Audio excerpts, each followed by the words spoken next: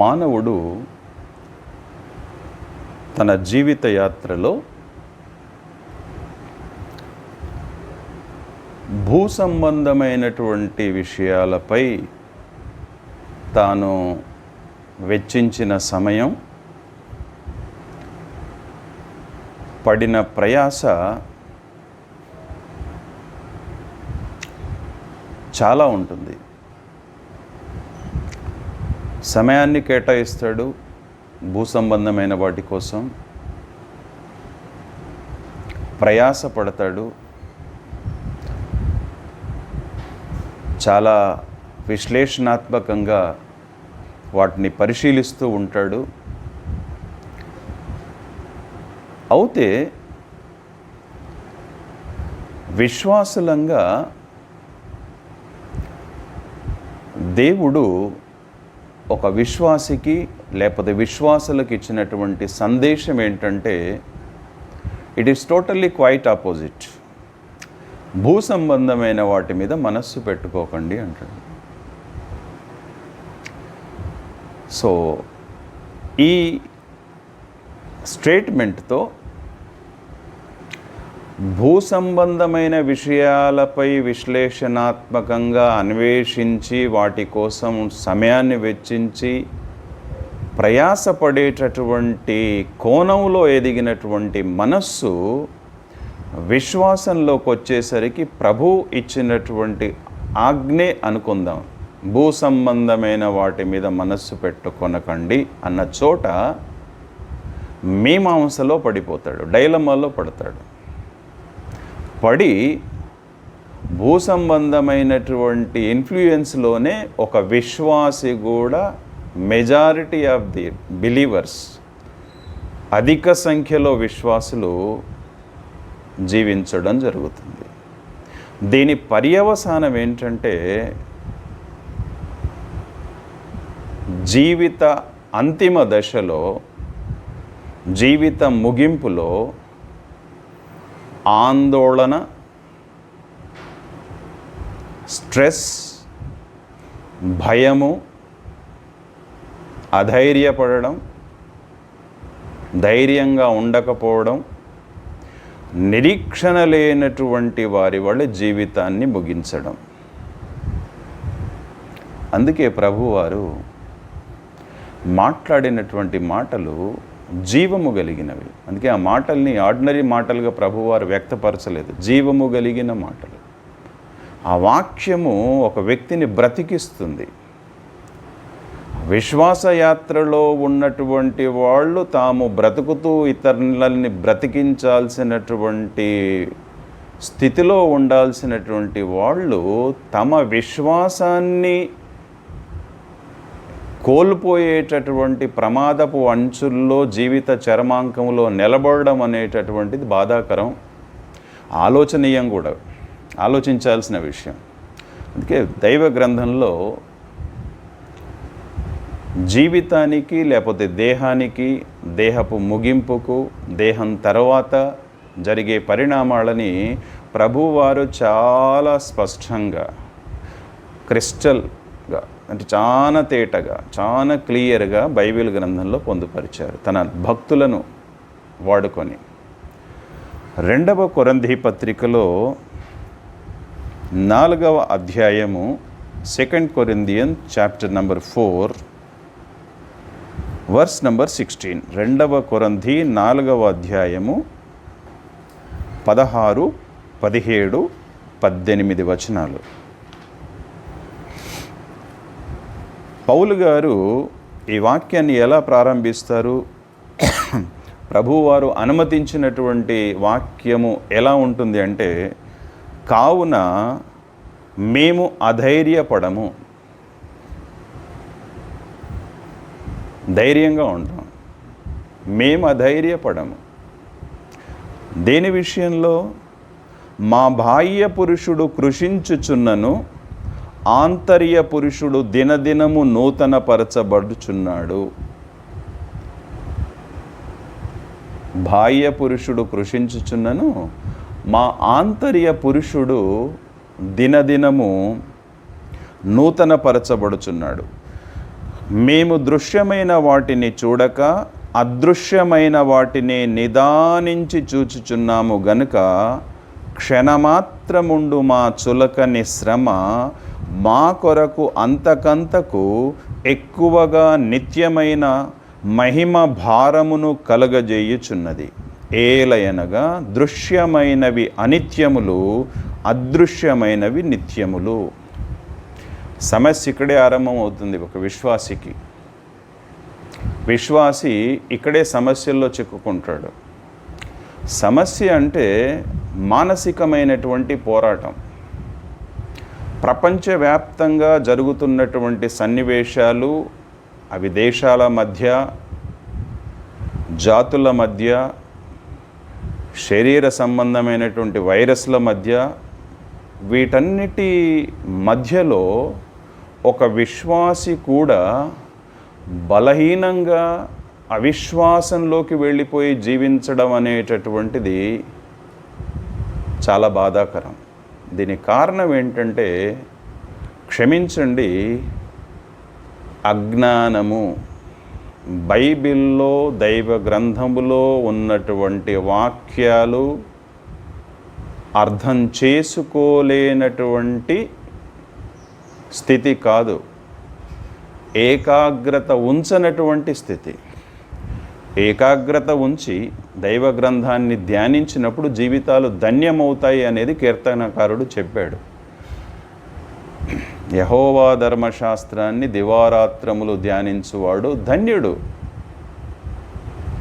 అందుకే దృశ్యమైనవి అనిత్యములు. ఇక్కడ మనకు ఇది అర్థం కావాలి. మనం కళ్ళతో ఈ ప్రపంచములో చూసేవన్నీ కూడా నిత్యంగా ఉండేవి కాదు, అశాశ్వతమైనవి, శాశ్వతమైనవి కావు. ఇంక్లూడింగ్ అవర్ బాడీస్, మన శరీరాలు కూడా. మన శరీరాలు, మన సంబంధ బాంధవ్యాలు, మనం కళ్ళతో చూసే ప్రతిదీ అనిత్యమైనటువంటిది, నిత్యమైంది కాదు.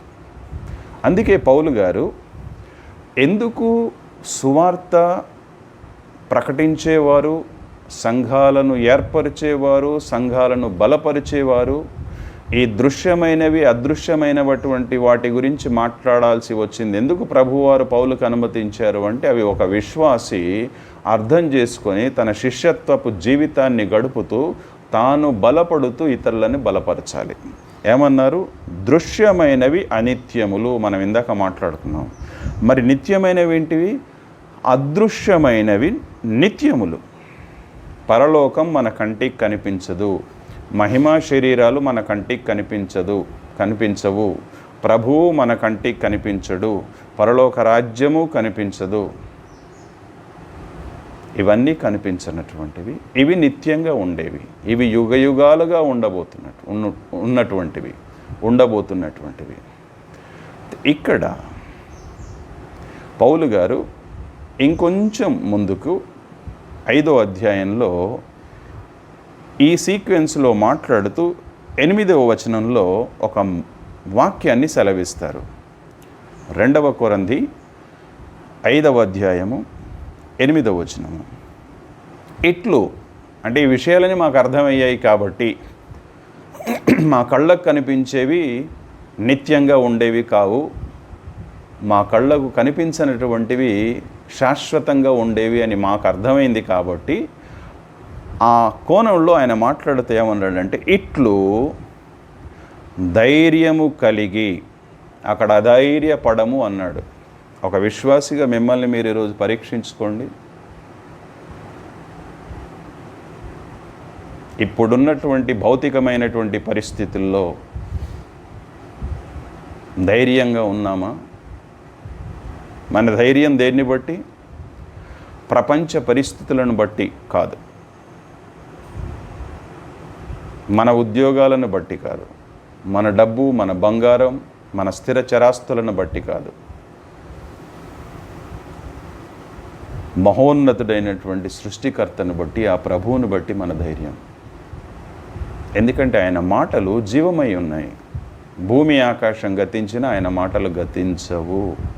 అందుకే పౌలు గారు అంటున్నారు, ఇట్లు ధైర్యము కలిగి ఈ దేహమును విడిచిపెట్టి ప్రభువునొద్ద నివసించుటకు ఇష్టపడుచున్నాము.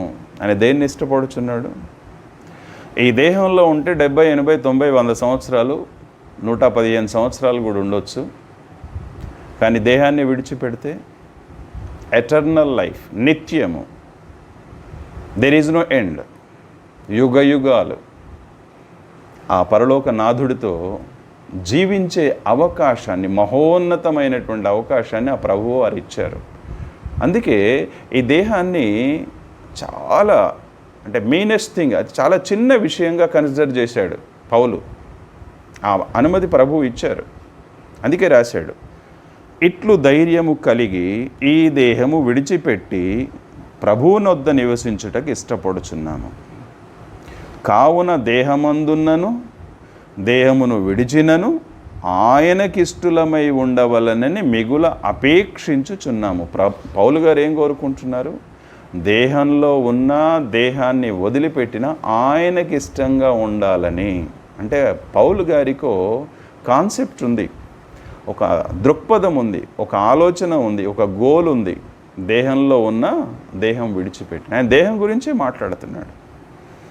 అందుకే విశ్వాసులంగా భౌతికమైనటువంటి పరిస్థితులను చూసి హృదయాలను కలవరపరుచుకొని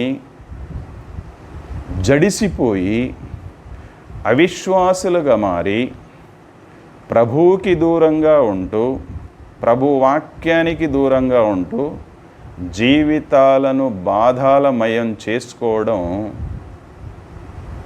చాలా విచారించదగ్గ విషయం, బాధాకరం కూడాను. అది ఎవరు ఇష్టపడరు, ప్రభువు కూడా ఇష్టపడరు. అందుకే దేనిని గురించి చింతించకండి అనే ప్రభువారు సెలవిచ్చారు కదా. అందులో ఇప్పుడున్న పరిస్థితులు కూడా ఉన్నాయి. ఇప్పుడున్న పరిస్థితులను బట్టి కూడా చింతించకూడదు. ఈ దశలో ఇంకొక వాక్య భాగాన్ని మనం చూద్దాం. ఫిలిప్పీలకు రాసినటువంటి పత్రిక మొదటి అధ్యాయము, ఫిలిప్పీలకు రాసినటువంటి పత్రిక మొదటి అధ్యాయము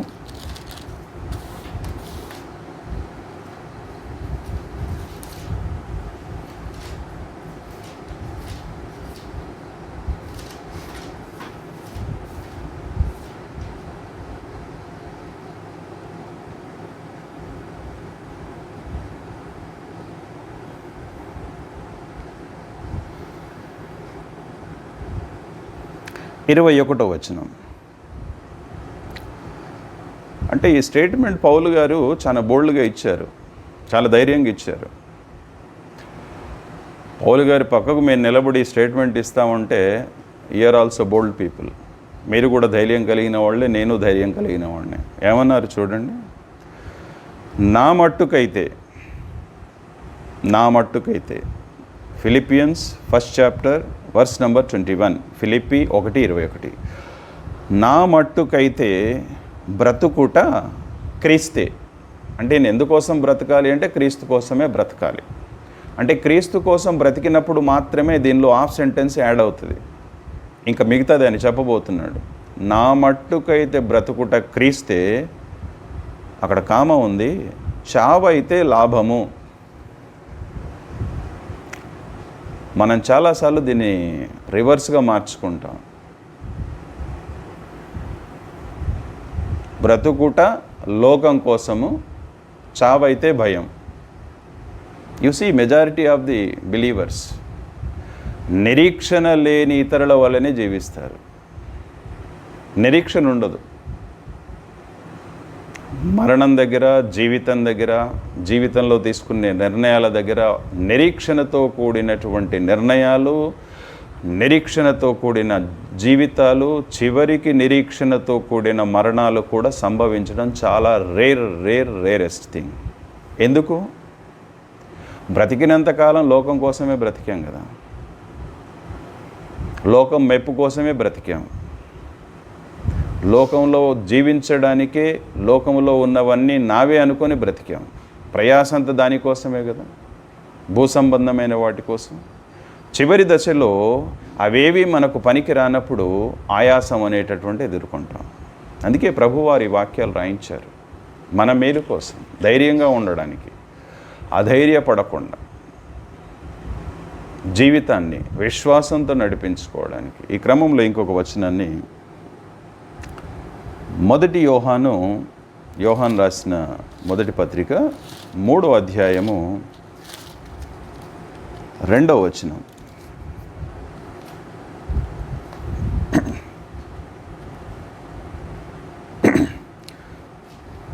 first John chapter number 3 verse number 2. మొదటి యోహాను 3:2. ప్రియులారా, ఇప్పుడు మనము దేవుని పిల్లలమై ఉన్నాము,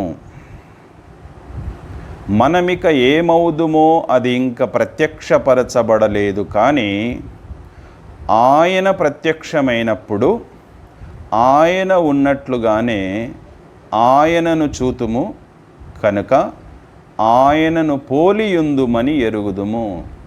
వాట్ ఏ కాన్ఫిడెన్స్ అండి, ఎంత నమ్మకం. నేను నెమ్మదిగా రిపీట్ చేస్తాను. ప్రియులారా, ఇప్పుడు మనము దేవుని పిల్లలమై ఉన్నాము అంటే ఫస్ట్ కాన్సెప్ట్ ఏంటంటే, మనం దేవుని పిల్లలం అనేటటువంటిది భూమి మీద మనకు అర్థం కానప్పుడు, దేవుని పిల్లలంగా అర్థం చేసుకోనప్పుడు ఈ జీవితం ముగించబడ్డ తర్వాత ఏం జరుగుతుందో మనకేం అర్థం అవుతుంది? నర్సరీలోనే 10 సంవత్సరాలు కూర్చుంటే 10th క్లాస్ పాస్ అవుతాడన్న గ్యారంటీ ఏ వ్యక్తికి ఉండదు. సో ఇక్కడ ఇప్పుడు మనము దేవుని పిల్లలమై ఉన్నాము, మనమిక ఏమవుదుమో అది ఇంకా ప్రత్యక్షపరచబడలేదు, కానీ ఆయన ప్రత్యక్షమైనప్పుడు నిరీక్షణతో రాశాడు. ఆయన ప్రత్యక్షం అవుతాడు. That is our faith, that is our hope. క్రీస్తు వారు రెండవసారి ప్రత్యక్షమవుతారు. ఆయన ప్రత్యక్షమైనప్పుడు ఆయన ఉన్నట్లుగానే ఆయనను చూస్తాము కనుక ఆయనను పోలి ఉంటామని ఎరుగుదుము, మాకు తెలుసు అంటున్నాడు. ఈ విషయం మీకు తెలుసా? తెలిస్తే మరణ భయం ఏంటి? దేహాన్ని విడిచిపోతే ఏమవుతుందోనన్న భయం ఏంటి? విడిచిపోయిన వాళ్ళ గురించినటువంటి వేదన ఏంటి, దుఃఖం ఏంటి? అంటే బేసిక్ థింగ్, ఆధ్యాత్మికంగా దేహం విడిచిన తర్వాత ఈ ఆధ్యాత్మిక యాత్రలో ప్రభు ఇచ్చినటువంటి నిరీక్షణతో కూడినటువంటి యుగయుగాల జీవితం అర్థం కాలేదు. దీన్నొక్క చివరి వాక్యాన్ని నేను మళ్ళీ రిపీట్ చేస్తాను. ఆయనను పోలియుందుమని ఎరుగుదుము. ఎవరిని పోలి ఉంటాం మనం? భూమి మీద మన దేహాలు వేరు, రంగులు వేరు, రుచులు వేరు, యాటిట్యూడ్స్ వేరు, ఉద్దేశాలు వేరు, లక్ష్యాలు వేరు. ఎవరైతే ప్రభువును నమ్మారో వారు నిరీక్షణతో జీవించినప్పుడు ఆయనను పోలి ఉంటారంట. What a wonderful life! ఎలాంటి అద్భుతమైన జీవితం అండి. ఆయనలాగా ఉండడం,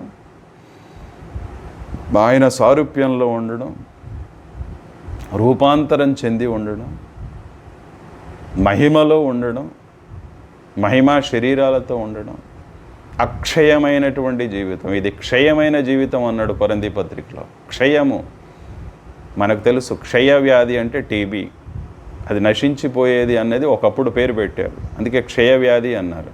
ఇప్పుడు ట్రీట్మెంట్ ఉందనుకోండి. సో అక్షయమైనటువంటి జీవితం, నశించనటువంటి జీవితాన్ని ఆయన ఇవ్వడానికి మనల్ని వెదికి రక్షించుటకు వచ్చాడు. ఈ రక్షణానుభవం భూమి మీద లేదు. భయాందోళన, భూమిని విడిచిపెట్టిన తర్వాత కూడా ఆయన ఇచ్చేటటువంటి జీవిత విషయాలు అర్థం కాకపోవడం, వాటి కోసం సమయం వెచ్చించకపోవడం, వాటి కోసం మన జీవితంలో ప్రయాసపడకపోవడం అనేది బాధాకరం. అందుకే ఈరోజు చాలాసార్లు బాధాకరం అనే విషయాన్ని చెప్పాను. ఇది అర్థం కాకపోతే జీవితం ఏముంటుందండి? వ్యర్థమే కదా. ఏ నిరీక్షణతో జీవిస్తాడు విశ్వాసి? చివరగా ఒక వాక్యం, 73 కీర్తనలో క్రీస్తు కీర్తనలు వ్రాసినప్పుడు మరణించలేదు, సమాధి చేయబడలేదు, తిరిగి లేవలేదు. కానీ కీర్తనాకారుడికి ఉన్నటువంటి నిరీక్షణ, it is a beautiful and wonderful, చాలా అద్భుతమైంది, అందమైనటువంటి నిరీక్షణ. 73 కీర్తనలు 73, 23 నుండి 26 వచనాలు.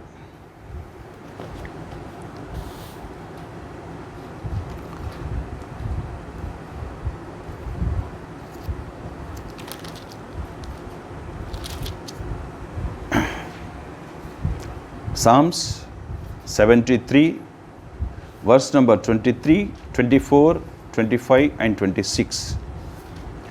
అయినను నేను ఎల్లప్పుడూ నీ యొద్దనున్నాను, నా కుడి చెయ్యి నీవు పట్టుకొని ఉన్నావు, నీ ఆలోచన చేత నన్ను నడిపించెదవు, తరువాత మహిమలో నీవు నన్ను చేర్చుకొందువు, ఆకాశమందు నీవు తప్ప నాకెవరున్నారు, నీవు నాకుండగా లోకములోనిది ఏదియూ నాకక్కరలేదు, నా శరీరము నా హృదయము క్షీణించిపోయినను దేవుడు నిత్యము నా హృదయమునకు ఆశ్రయ దుర్గమును స్వాస్థ్యమునై ఉన్నాడు.